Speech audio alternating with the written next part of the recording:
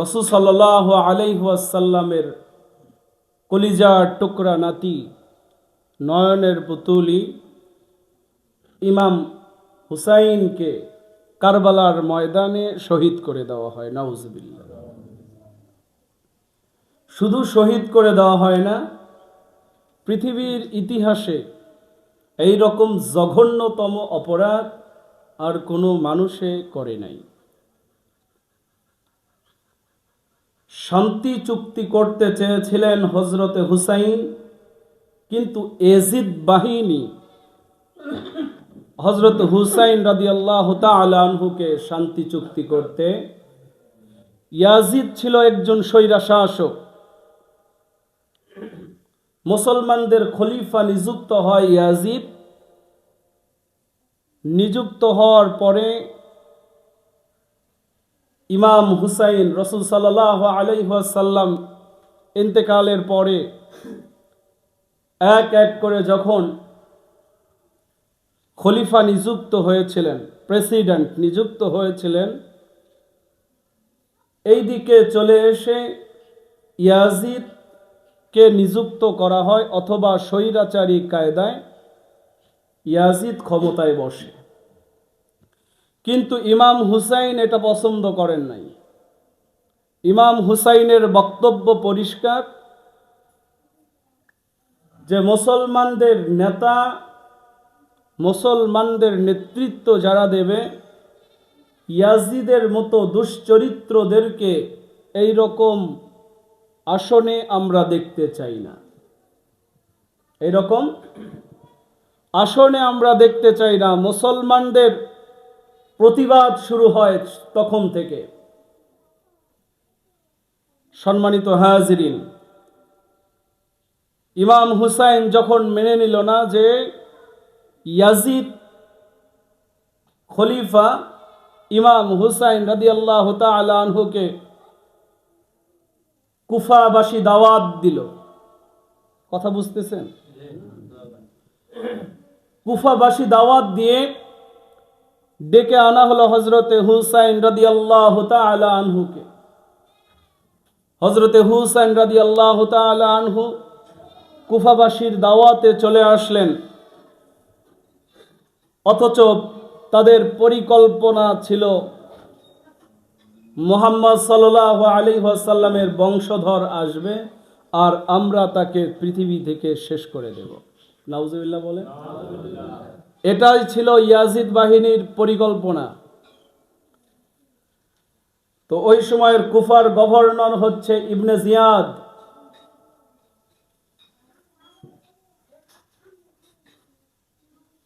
ইমাম হুসাইন যখন কুফায় চলে আসলেন,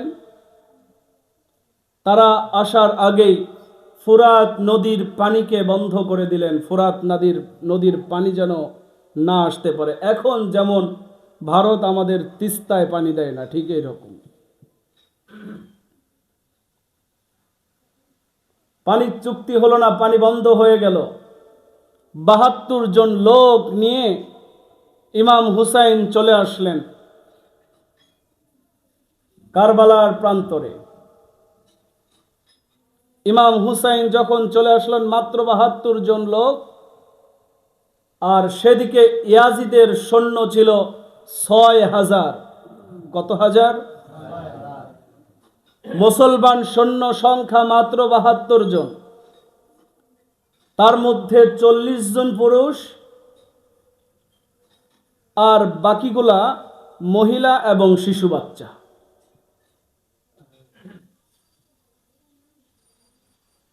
ইমাম হুসাইন প্রস্তাব দিলেন, আসো শান্তি চুক্তি করি আমরা।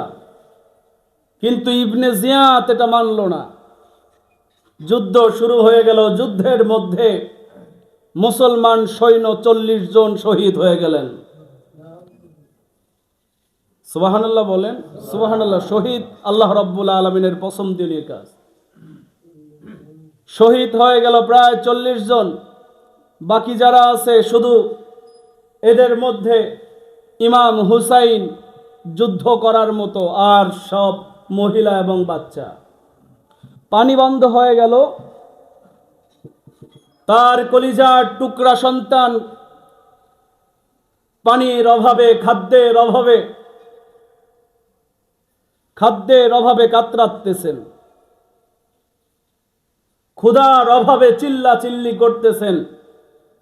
হুসাইনের পুত্র হুসাইন রাদিয়াল্লাহু তাআলা আনহুর স্ত্রী হুসাইন রাদিয়াল্লাহু তাআলা আনহুকে বলতেছেন, প্রাণের স্বামী, আমরা কি হালে আছি এটা সমস্যা নাই, আমরা যে হালে আছি আল্লাহ শুকরিয়া, কিন্তু কথা হচ্ছে আমাদের যে বাচ্চাগুলো আছে, আমার এই ছোট্ট বাচ্চা 6 মাসের শিশু, এর কোনো খাবার নাই, পানি পর্যন্ত নাই। আপনি যদি একটু পানির ব্যবস্থা করতেন তাহলে ভালো হতো।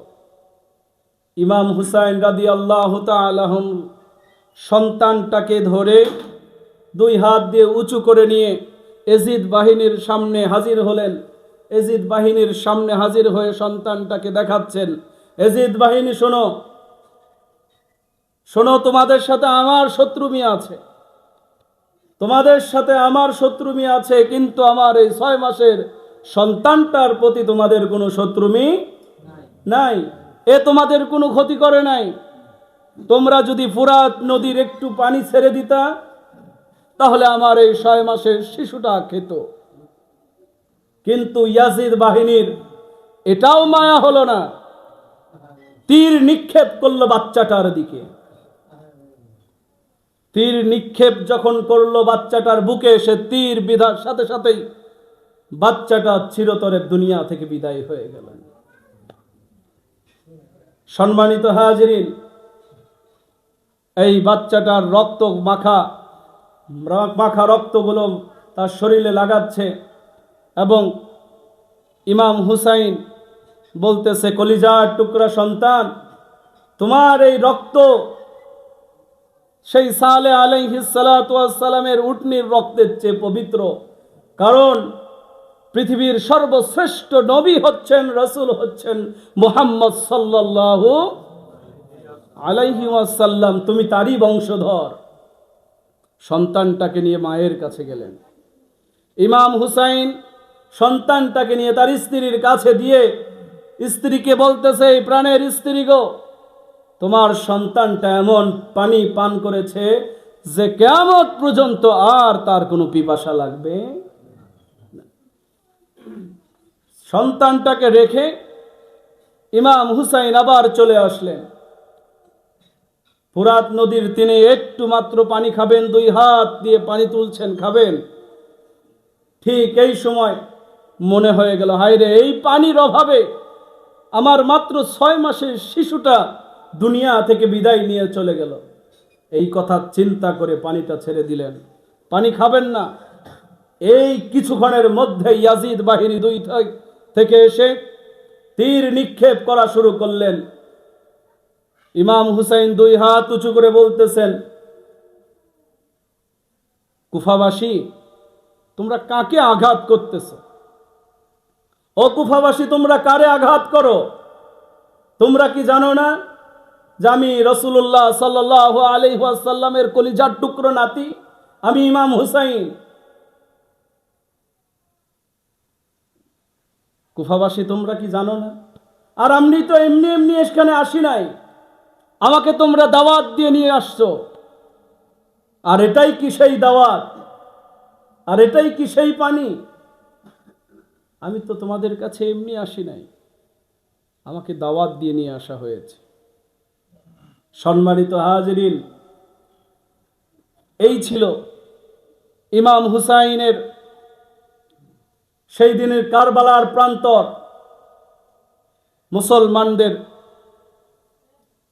মুসলমানরা সেই দিন অন্যায়ের সাথে আপোষ না করে তখনও লড়ে গেছে। এক ইমাম হুসাইন আর ইয়াজিদের 6000 সৈনিক একসাথে ইমাম হুসাইন লড়াই করেছেন। সুবহানাল্লাহ। সম্মানিত হাজিরিন, আল্লাহ রাব্বুল আলামিন যাদেরকে চান, আল্লাহ রাব্বুল আলামিন যাদেরকে পছন্দ করে, তাদেরকেই তো এই রকম পরীক্ষার পর পরীক্ষা দেয়। কথা বলেন ঠিক কিনা? এটাই হচ্ছে কারবালার প্রান্তর। সেই দিন থেকে কারবালা আজ পর্যন্ত আমাদের হৃদয়ে কারবালার এই আশুরার দিন 10ই মুহররম আসলেই হৃদয় নাড়াচাড়া দিয়ে ওঠে।